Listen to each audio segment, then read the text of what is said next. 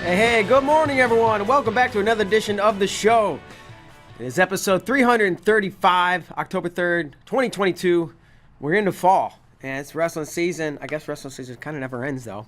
But let's bring on our guest. Yianni just took a silver medal at the World Championships two weeks ago or something like that, and chasing his fourth NCAA title. Excited to have him on today. Yianni, how you doing? I'm good. Thank you for having me on. I'm excited to be back. It's been a while.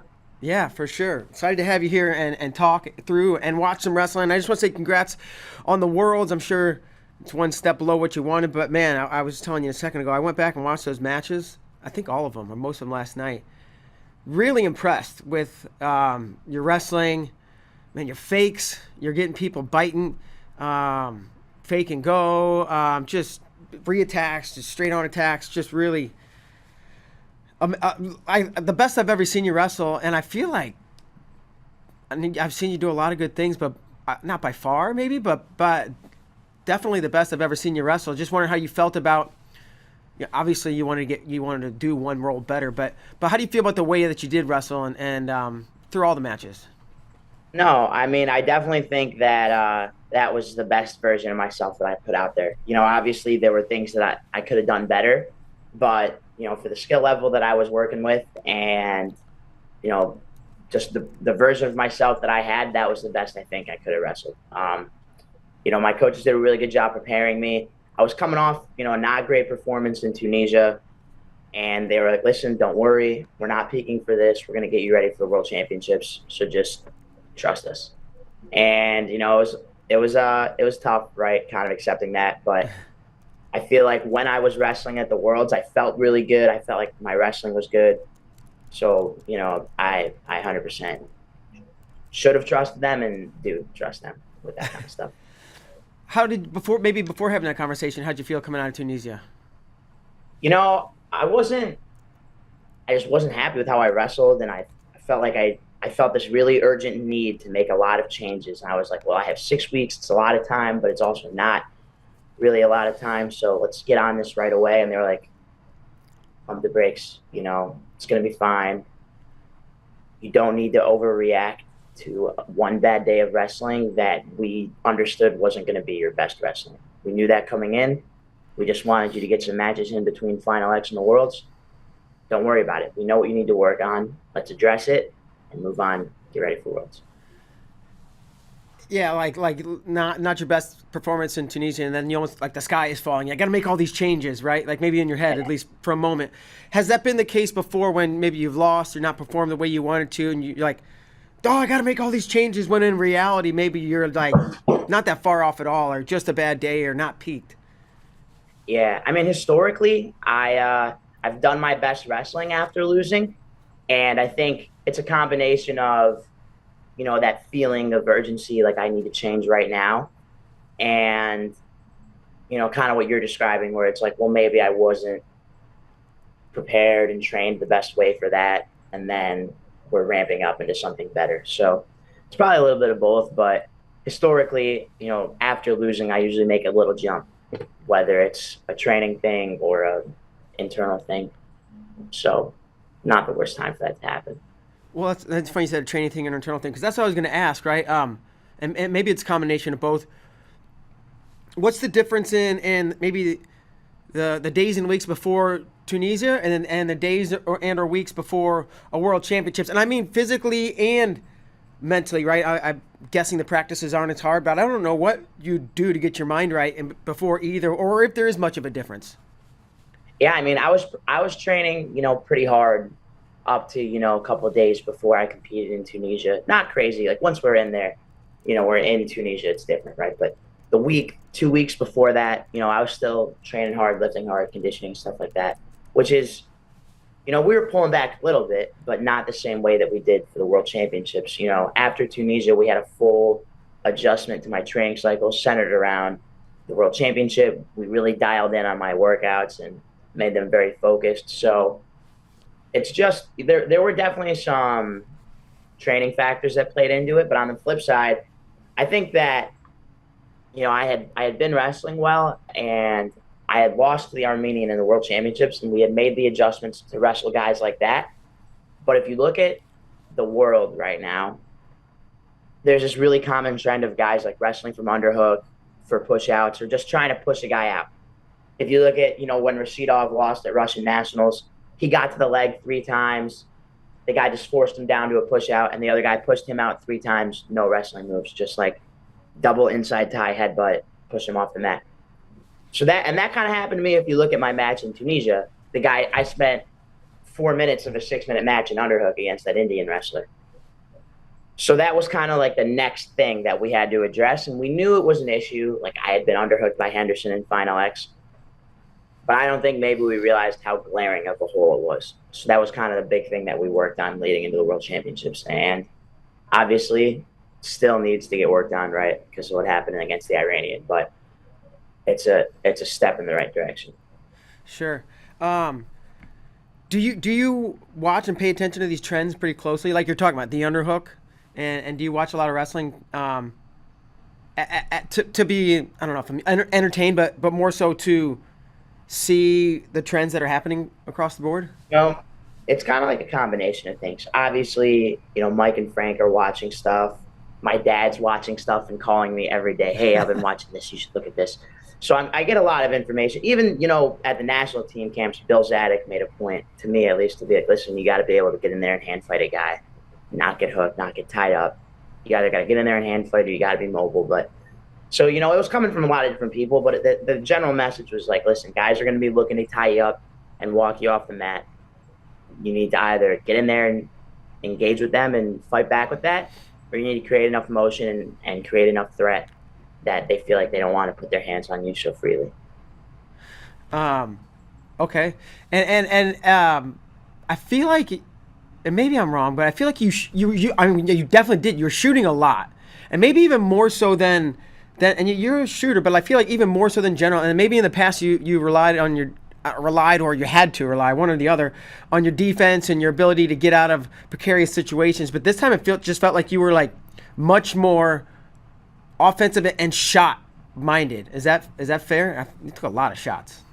Yeah, and it's not always a good thing. It's kind of like a match to match case. So if you look at when I wrestled the Armenian, I didn't take a lot of shots, but if you look back at our match where he beat me in the 21 Worlds, he scored on 3 re-attacks. Even if they weren't off my shots, it was like my action, he would defend and re-attack. So with him, I had to be very calculated with what I was doing because I understood that he was sitting on everything, waiting to reshoot. So I had to just do more with my pressure, kind of faking and snapping, or like 2 shots together was what was going to do it for me there. But then, against a guy like Bajrang or like Sebastian Rivera, who's going to try to like get their hands on me and like move forward, guy who's looking to create pressure, those guys, I feel more comfortable kind of teeing off on them, just like taking a lot of action. But it's one thing that down the line I need to work on is, I can't just fly in there, grab guys' legs willy-nilly. Just, these guys are really good. You can't just put yourself at risk like that all the time. Sure. But another thing I noticed is that, and again, maybe I'm just noticing it, or maybe it's more so now, but like when you did take shots that you didn't get your hands locked on, you were out quickly and really not in that much danger. And sometimes I'm like, oh, he's stuck. How do you do that? He got back. Do you feel like you were doing a good job getting away after you got underneath and didn't get hands locked? Yeah. Frank Pirelli, kind of this whole freestyle season from, April to now, had really been in my ear about my shot recovery. Uh-huh. Probably because of what happened with the Armenian in 21. We'd spent a lot of time working on trying to recover from my shots, clearing out from underneath the guy and not getting tied up down there, because I used to have a really strong tendency of kind of chasing down shots that aren't there and just running myself deeper into the hole. So kind of covering that kind of stuff, making sure I can recover well when I miss. Okay. I want to play just a little bit of this first match actually against Tavanya and Nico. We can get that pulled up. But how, as you're, I don't know, a veteran, I guess, or definitely a seasoned guy here at the senior level, how do you feel confidence-wise coming into these matches? Actually, hold on. So we're gonna watch this real quick, and I want to ask about, and it's kind of like this finger wag you give him, right? He gives you a big hard club.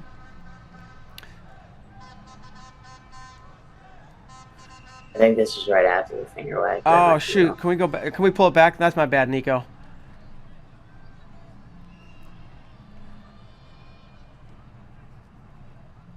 Here it comes, right?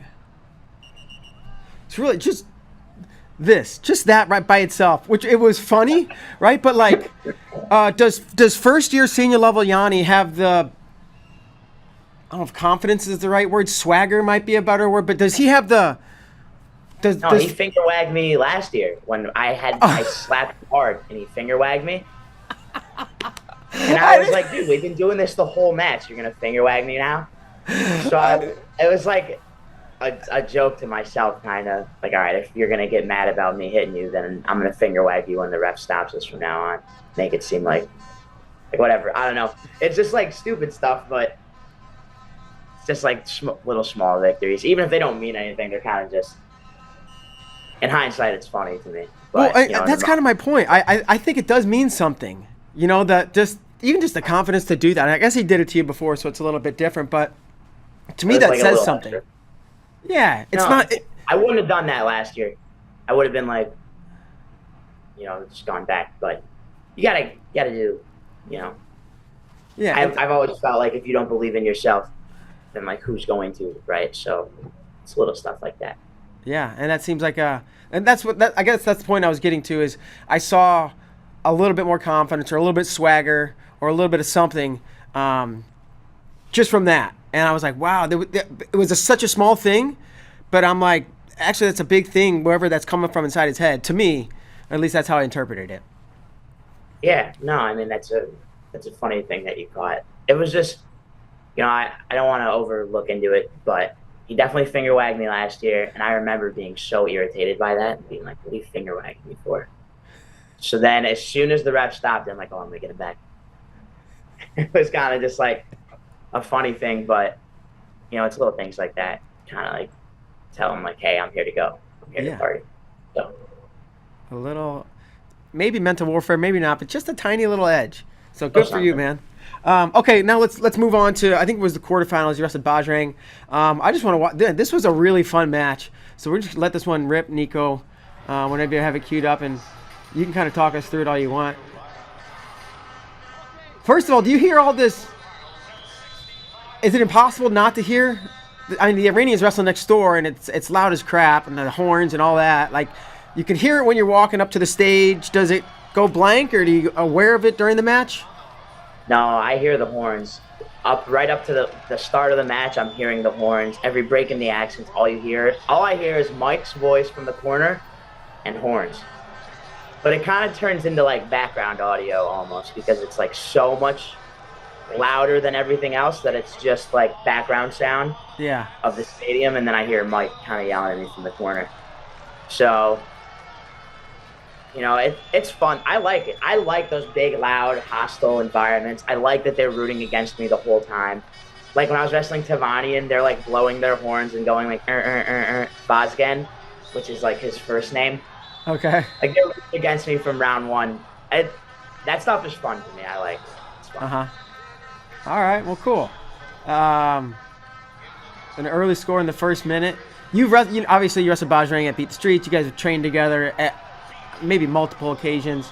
How confident were you coming into this match?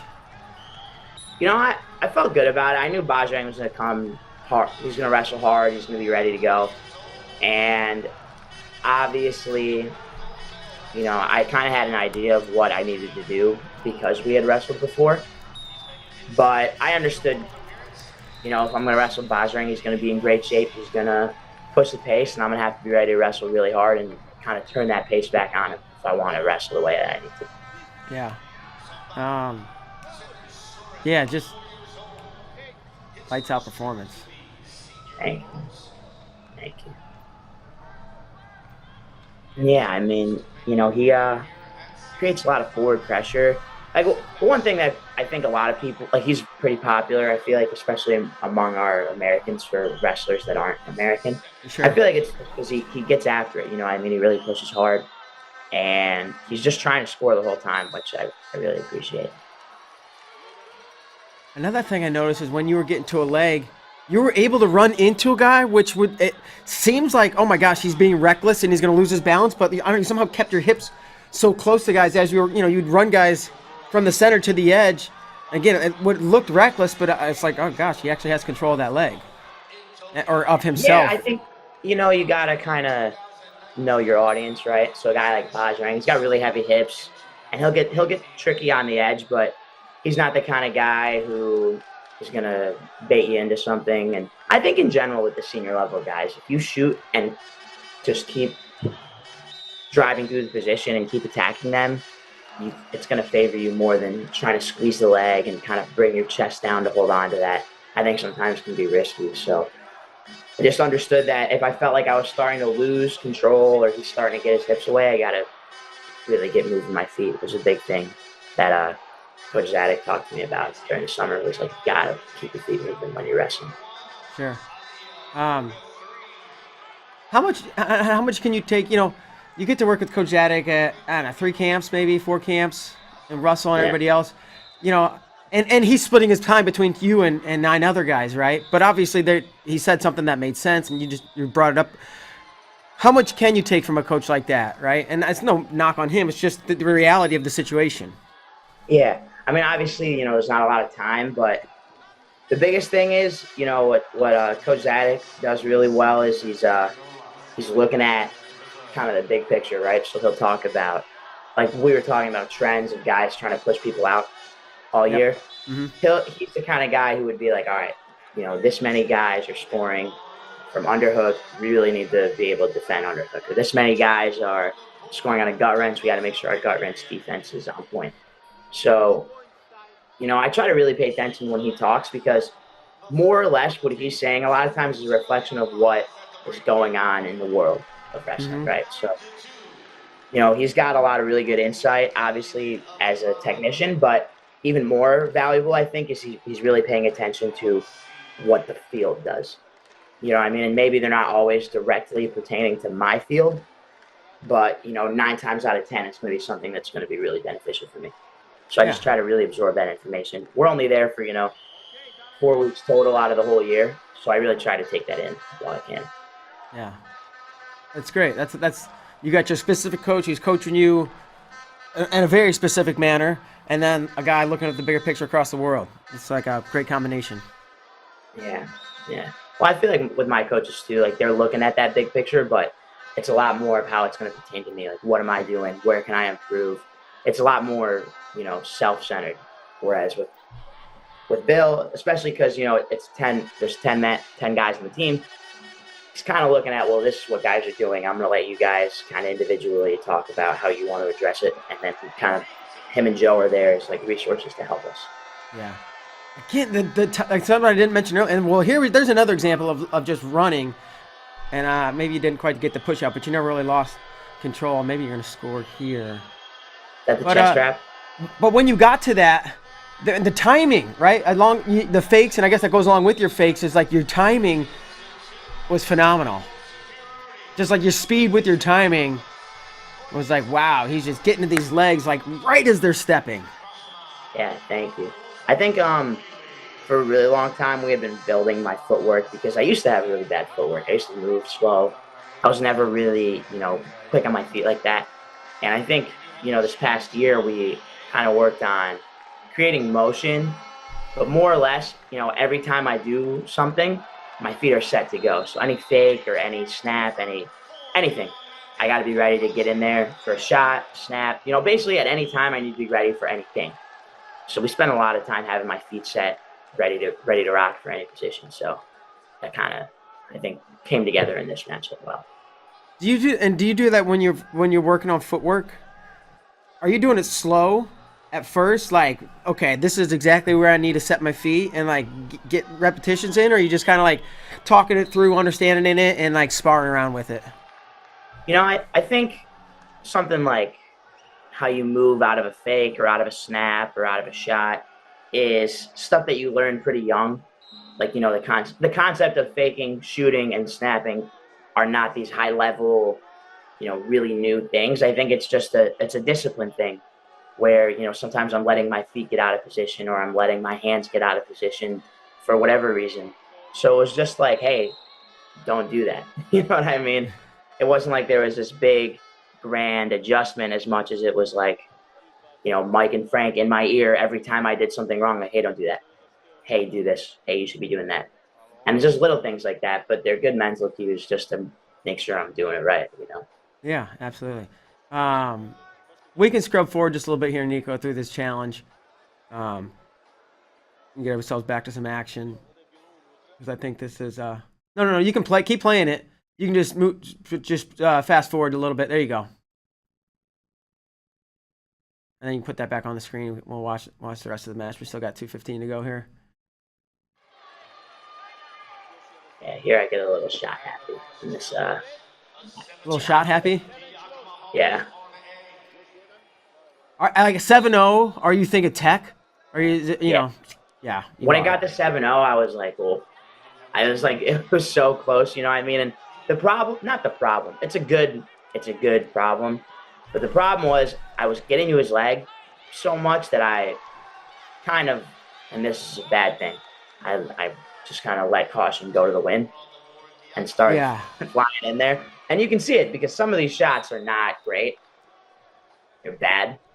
But, you know, I just kind of trusted the shot recovery and what we had been doing. And I felt good. I wasn't really tired or anything. So I just kept going, which isn't always.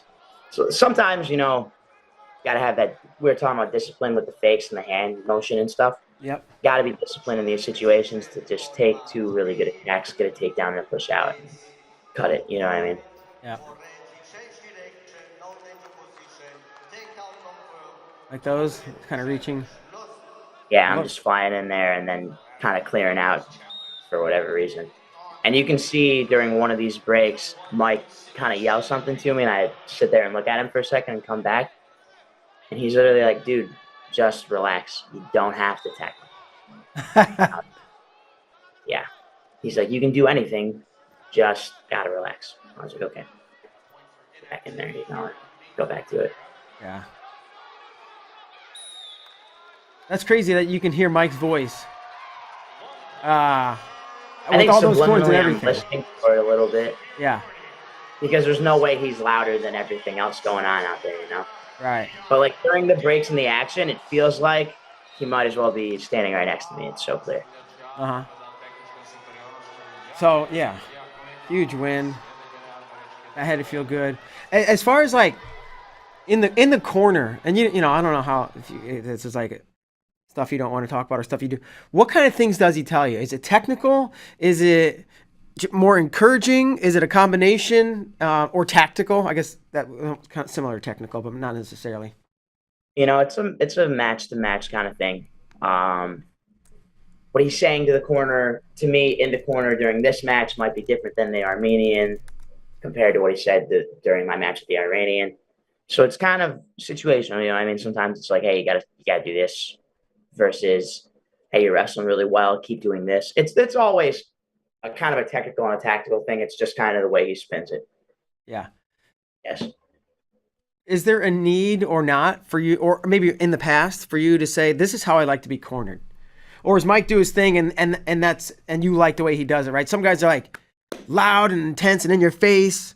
Some guys are really calm and they might say one or two things, and it's a spectrum, right? It's anywhere in between, but I assume you like the way the Mike coaches and the way he coaches you. But is that anything you ever had to talk about, or it's just like it just fit?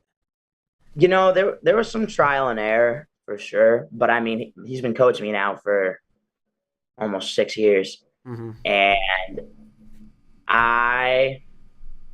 you know, we went through that process of figuring out how he needs to manage me and how, you know, I'm able to, how we can work with each other best. You know, we figured that out a long time ago. So now it's just kind of the way he handles me or handles Vito or any other guy on the team. He just understands, all right, this is how I have to be with this guy. Let's do it. And, you know, fortunately, I think the things that, you know, maybe are my lesser qualities that, you know, we had to work around, we've kind of built past. So now he can just be authentic to the point. Hey, here's what we need to do. And I can be like, all right, got it. Let's do it. Go. You know what I mean? Versus when I was younger, he might have had to spin things a certain way. Yeah. Whereas now he can just tell me what it is, get the point to me as concise as possible, and then send me back out there. Love it. Love it. So obviously this was a big win. It put you, in a metal match no matter what, and you got Seabass next. And I don't know if you saw this, but I'm sitting back here at the States, and matches are happening and sessions are over, and there was this Instagram post. I don't know, Flow or UWW did it, but it was like you see Seabass come off, and they said, "Hey, you got Yianni in the finals. What do you think?" He's like, "Oh man, it's New Jersey, New York final. Could have done an hour apart. It'd be cool, but I'm real excited or something." And they say, "Hey Yianni, you got Sebastian. What do you think?" He said, "Smash him." And I was like, "Oh." You could just hear the difference in what each of you said, and I was like, "Wow, all right." Yanni's like, "Smash him." I think Yanni's gonna win, and I kind of thought you would, anyways, because you've had better results over the years and this and that. But I don't even know if I had a question. It was Just funny kind to of talk about that. Yeah, sure. I mean, go that ahead. came across a little whatever. I I don't didn't think mean so. it. I don't think there's nothing to apologize. And maybe my question is, you're such a nice guy and you're so pleasant. You shake everybody's hand after the match and you hug if that needs to be. But like, I can tell there is that killer instinct in your head, right? And like, no friends with anybody. Doesn't matter who you are. I'm gonna smash you. That's what I guess I was getting to. And there's no ill feeling and there's nothing wrong with what you said. Yeah, so I think one thing that people kind of lose in the sport because it is so intense. We always try to make it about fun. You hear that from a lot of people. Oh, it's fun. We're having fun, but Yeah. inherently we are fighting. Yeah. And if there's gladiator times, we'd be fighting to the death. But we're not because we're civilized people now. So I think, you gotta, like for me, when I'm getting ready to wrestle, and this is dramatic, but it's like you're taking yourself to that place where it's like this is going to be war. This is all out. I'm laying it on the line here, and that doesn't mean that it's the end of the world if I lose or I've climbed Mount Everest when I win, but it's something I think psychologically for me where it's like I need to be ready to go through this extreme, test of my willpower kind of thing, where it's like doesn't matter if it's Sebastian Rivera or the Iranian or some guy you pulled off the street.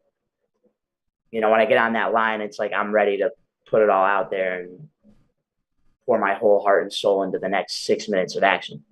So I think sometimes when you catch me coming off the mat, historically I've said some kind of out there things, but it's like coming out of that, like intense combat mindset where it's like, life or death for 6 minutes, and then I get caught saying something dumb every once in a while.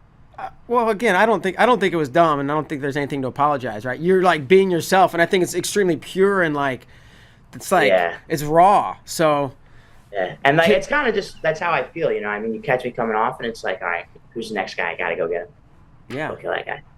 I mean, adrenaline running. There's everything you just Yeah. described. So with what you just said about that, I don't know, like state of being in your mind that you get yourself in. How long does it take to get into that state of mind? I'm sure you don't just show up, put your shoes on, there you are. Is it like getting your engine revved up as you get into the arena and get warmed up and like slowly like work yourself into this honed state you need? You know, I'm never 100% relaxed when I'm in the arena, but I'm never really locked in until I'm like out there. So even when I'm on deck, I'm still in the back, like talking to Mike, I'm making jokes, I'm, doing whatever. But it's like, when I'm sitting in the warm up area and I'm just sitting there, I'm relaxing, but there is this like looming thing of like, all right, we're going soon. And then, you warm up and it gets a little more real. You get in that warm up area and you hear all the sounds, you hear everyone yelling and you're like, oh, it's real. And then you get out there and it like hits and you're like completely, switch flips, like, all right, let's go. Do that. Like I do that thing where I slap Mike's hand or whatever before every match and it's like an on button where it's like, here we go. And you run out there and go. So it's the hand slap. That's the Like switch. it's like a little progression into it, but yeah, like I don't know. It's one of those pre-match rituals that I haven't really been able to let go of, but I kind of like slap Mike's hand and slap my own hand, which doesn't really make any sense. But it's like that second slap is the on button, and I run out there and go. You know what I mean? And that's when, like, all right, here we go. It's real now. Yeah. Uh, So the Sebastian match, I mean, and you did, right? I mean, you attacked him in, I don't know, a minute or maybe less than. How did that feel? No, and well, back up. The streak, everybody, the streak. Every time we talk about that, every year at 65 for the last decade plus. Yeah. Is that? I mean, it's a thing, but did it really mean much, or is just every time you're like, I'm just trying to do what I'm trying to do, and okay, I want to break the streak, of course, but it's not about the streak. Yeah, I mean, it's like a cherry on top, and that kind of makes it seem selfish. But no, so the last medal was Coach Zadek in like 2006, I think. Yeah. So I was 7 years old. So obviously, like for me, it's like, why am I carrying this 16-year-long thing when in reality this is my second world team? And I think about this thing that Coach Zadek actually told me. He said it to me a handful of times, maybe 2 or 3 times. He talked about, so he made a world team and he won a world title, and then he failed to make the Olympic team the following year. And he uses that as kind of an example where he's like, listen, do not take these teams for granted. We come from a really strong wrestling country. You might be the guy one year and have this dynamite performance and then never make the team again.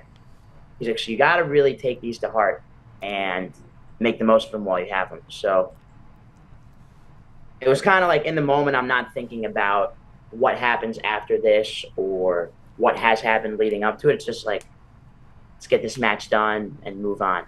You know what I mean? That's one part of it. And I feel like the other part too is obviously a medal is better than no medal, but I wasn't entering this tournament hoping to come back with a medal. You're coming to win. Right. So I think it was like a huge step towards winning, right? Because I'm one match away, which was really exciting. And you got the medal, so it's like that monkey is kind of off your back. But at the same time, it wasn't like check the box off, finish the job. You know sure. what I mean? Yeah. Let's go back to, was it 2019, I think, when you won the U.S. Open and then there was the drama with yeah. Did you think then that you'd be where you are? Like, because it seemed like that, it was like, oh, wow, maybe Yianni's going to take over. And then you didn't, right? And you didn't make, and then we didn't have it the next year, and then it took you to 21 to make your first team. At the time, did it feel like it was taking forever, even though you're still in college? Yeah, I mean, I think I thought I was better than I was, and I think I underestimated the world. I was wrestling really well, and I was winning matches that beat the streets in the Yasar Dogu tournament, which are not the World Championships, and I'm winning matches at the U.S. Open, which is not the World Team Trials. So it's not like I'm sure that the kid who beat me in Tunisia isn't sitting at home being like, I should have been the silver medalist. You know what I mean? Mm-hmm. And I think that's what we were doing with me a little bit, where it was like I was beating these guys in situations where maybe they're like, it's to beat the streets. It's the quarterfinals of this tournament in Turkey, like whatever. And, especially like the Musa Kayak match, I was one unfortunate call from being tech fault. So, I think I had some wins that kind of created this illusion, like I'm there. But especially seeing my progression from now to then, I wasn't there. And you can see that in the 2021 Worlds. I went 1-1. I lost to a guy who didn't medal. So I think I had some circumstances surrounding me that led to some convenient success, which is tough to admit. But, looking back on it and looking at how much I've improved, I think, maybe my skills were on par with some of those guys, but there were some clear issues that needed to get fixed in my wrestling and my, strength and conditioning and all those things. And, I guess kind of just to summarize, I felt good about where I was, and I think that was kind of an overestimation of my skill. Man, that's a better answer than I could have hoped for. And it was like really insightful. I don't know if you've thought about that before or if you just kind of came up with that on the spot, but it's really fun to see someone's progression and like to hear it from their point of view, and that was like, a really awesome way of explaining that, and kind of really see how your head, and like now that you say it, I'm like, oh yeah, that's, gosh, he nailed it. You know, in the moment, you're like, wow, he beat this guy. Wow, he Yeah, beat that guy. And you don't want to be the guy who's like, well, it's this, well, it's that. You kind of want to buy into yourself, but sometimes you can be your worst adversary, where it's like, oh, I'm so great, I'm doing all these things, but it's convenient. It's convenient sometimes. hell yeah, love it. Uh, so you go out and you text Sebastian back to Yeah. 2022, and now you have arrived, right? At least now you're guaranteed a medal, and you're wrestling in the World Finals, and it's not beat the streets, and it's not Yasser Dogu, and it's not whatever. Um, you win the semis in the evening and the finals the next day. What does that day look like? You don't have to walk me through like step by step, but um, game planning, talking about your opponent, watching film, resting. These are, I assume, all things you're doing. Well, Yeah, I guess I don't so know. I don't know. Go ahead. I had kind of, I mean, obviously there's so many guys in the field, and he's on the other side of the bracket that he's kind of on the back burner Yeah. compared to a guy like Tavanian or Bajrang, who I kind of understood was going to be in the way. Yeah. But just because he's got that really unique style, more as a, for lack of a better word, scholar, Mm-hmm. I had watched him wrestle just because I was like, what is he doing? He's wrestling with his hands on the mat. He's a super tall guy. All he does is underhook. He's got like a very different style. So I kind of watched him just from that. But the big thing that we talk about, and this is going back to, my first year in the NCAA finals as a freshman, like don't wrestle the match all day. Yeah. Like when I get up and weigh in at 8 a.m, we're not going to like sit there and be like, all right, here's what you got to do. And do that all day and stress yourself out and, do that to yourself. So kind of a big thing that we did with me was we would dedicate 30 minutes to be like, hey, this, and this. Talk it out. If it took an hour, it took an hour. If it took 10 minutes, it took 10 minutes. Feel good about that? Yes. Okay, let's go back and relax. And then we came in, hour and a half, 2 hours before wrestling started. I got a good long warm up until I felt good about it. And then, we start dialing it in, get ready to go. But I think the main focus was just recover, make sure I feel really ready to go, and do not spend all day thinking about what I need to do, because then I've spent 8 hours just mentally draining myself. 10 hours, however long it was. Has that happened in the past, whether it was your freshman NCAAs or any other time? Historically, I have done a good job at relaxing, but I've seen it happen to people, right in front of me. And it's unfortunate because you'll see guys, and this happens every once in a while. And I'm not saying it's always this. I don't want to start talking for people I don't know, but you'll see it where these guys who are in phenomenal shape will suddenly get tired in a really big match. And you're like, what was that? Or whatever it is. And sometimes, it can happen where you spend all day getting fired up for something or building yourself up for like this big moment, and it can kind of cause you to crash. So I think it's important to be aware of, where your head's at during the day of a big match like that when you have all day. Has it happened to you? Probably. I can't think of one specifically, but it might not be for, the finals of a big tournament, but I can definitely think of matches where you're all fired up going into it and you don't wrestle the way that you should. That happens. I'd like to think it happens to everybody, but I might be wrong. I would imagine you're right. So let's just talk through the finals, right? Crazy start. I think you were in and you took him down and got rolled through. And the one time it was a 4, and a lot of points going back and forth. And then second period, he kind of stopped your offense and got to some of his a little bit later. But just what's your takeaway from that match? He's got a very, like I said earlier, he's got a very unique style, and it's not as simple as a camera shows you, right? Because anybody could put their hands on the mat and then jump into an underhook, right? But like that doesn't make you a world champ. And he beat some quality guys to get there too. So And it kind of exposed some things that I need to work on, and we've been kind of addressing them already, talking about solutions and things I need to change. Um, you know, it's unfortunate, right? He wrestled really well, and he just kind of locked me down in that second period. So I got to just go back and make those changes and be ready to go for whenever the next time I get to get a hold of him is. Sure. Now, like looking forward, right? And the U23s were ahead. I don't think you're planning on going to that. Is that right? Yeah, yeah. Just coaches want me to focus on getting healthy and recovering, and then starting to kind of get ready for that folk style season to start, and then the World Cup is coming up in December, so kind of just building into those things, trying to build in some rest before we sprint through the whole season, and then sprint into the next, qualifying year for the Olympic Games.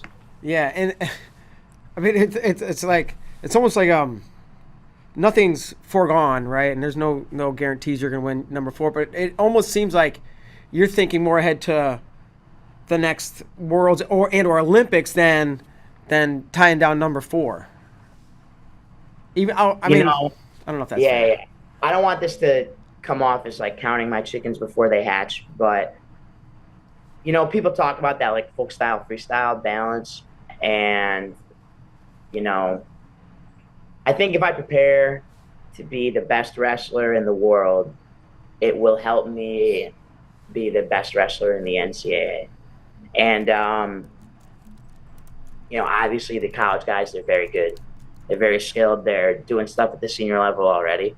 Mm-hmm. And I just don't want to. It's easier to focus on the bigger picture and the greater task, and then let the, in quote, smaller task kind of work its way through than really dialing in on that smaller pool and losing the bigger picture. And I don't want it to seem like I'm diminishing winning the NCAA tournament because it's incredibly hard. Like these guys are really good. It's just that I think by preparing to beat a guy like a Muzad or a Liev or Musakayev or Bajrang or Tevanian, it's going to prepare me for a guy like, Austin Gomez or Ridge Levitt or Sammy Sasso. Yeah, I think that's very well put. Do you know how much you're going to compete? I would imagine you're not going to compete a full schedule. Maybe you will, NCAA wise. Yeah, I mean, I think they're going to modify it. They're going to try to work in, one or two freestyle competitions for me just so I can stay on it. But, on the flip side too, we do want to make sure that, come the NCAA tournament, I'm ready. I mean, we don't want to. I never want to underperform for something as stupid as just not preparing for it, right? So, just finding that balance of staying sharp, getting ready for the freestyle stuff, but at some point, dialing in, making sure I finish out my college wrestling very strong. Yeah. So it'll be a bit of a slightly modified version, but nothing outrageous. Okay. When did you attend NCAA's when you were younger? And if so, like when did you go? And what was your knowledge of Pat Smith, Kale, Logan, obviously Kyle? You're close with. So I had watched the NCAA tournament every year since I was like 8, 9, 10, however old. I had been to the tournament twice. Once when it was in Madison Square Garden because it was so close to home for me. It was a 5-hour car ride. It's like how can you not go watch? Yeah. And we had really good tickets. It was like a really cool experience. And then that was my I think junior year of high school, maybe my sophomore year, and then my senior year of high school when it was in St. Louis, we went, and that was awesome because it felt so close.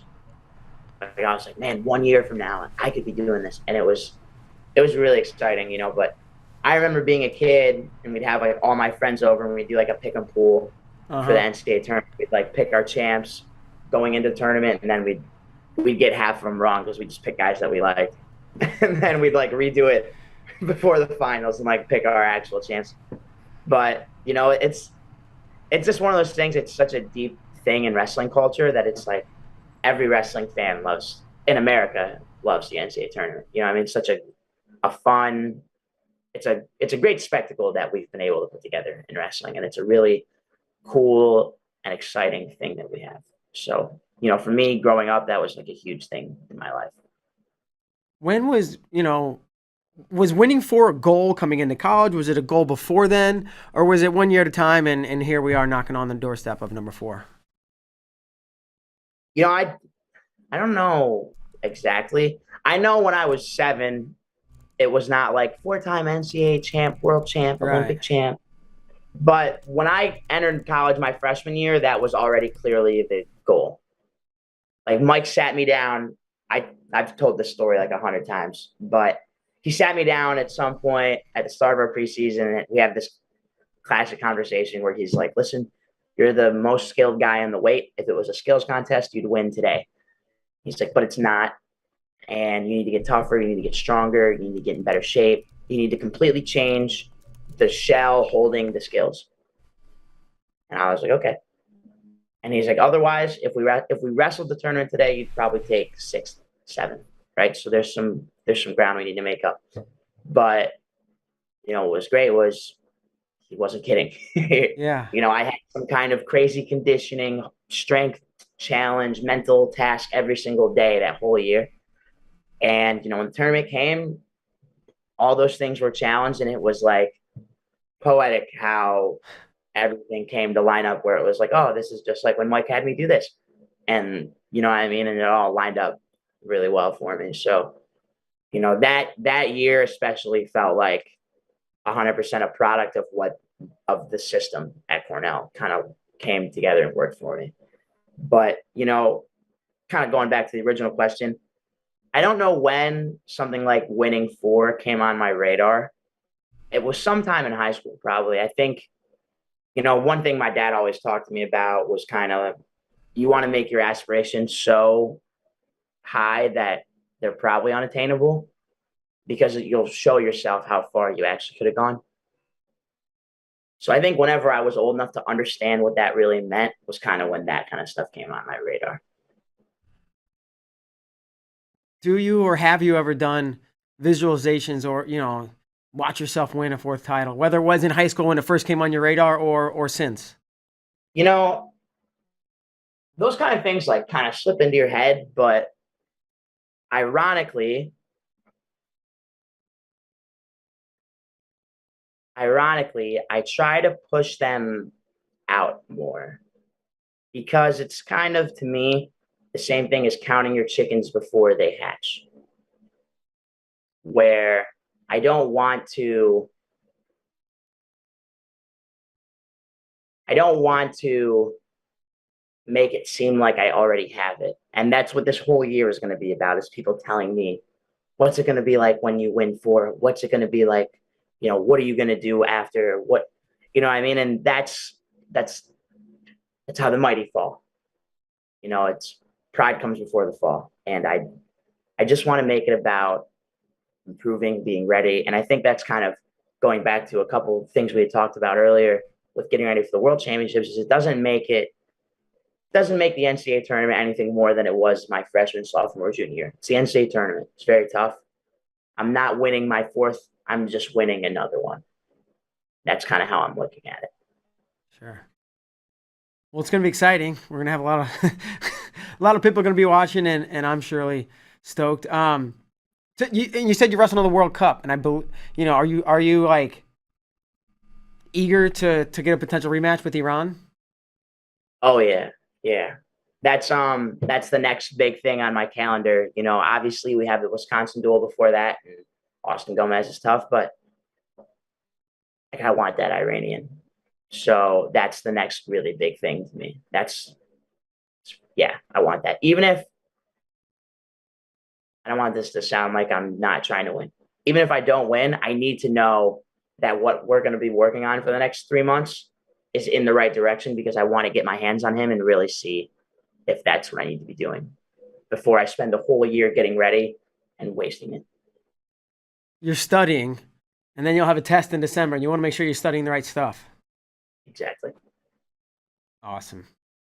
Um, okay, that's pretty much down to the line. Speaking of studying, though, where you at with school? Are you gonna graduate? I got 2 semesters left, so home stretch.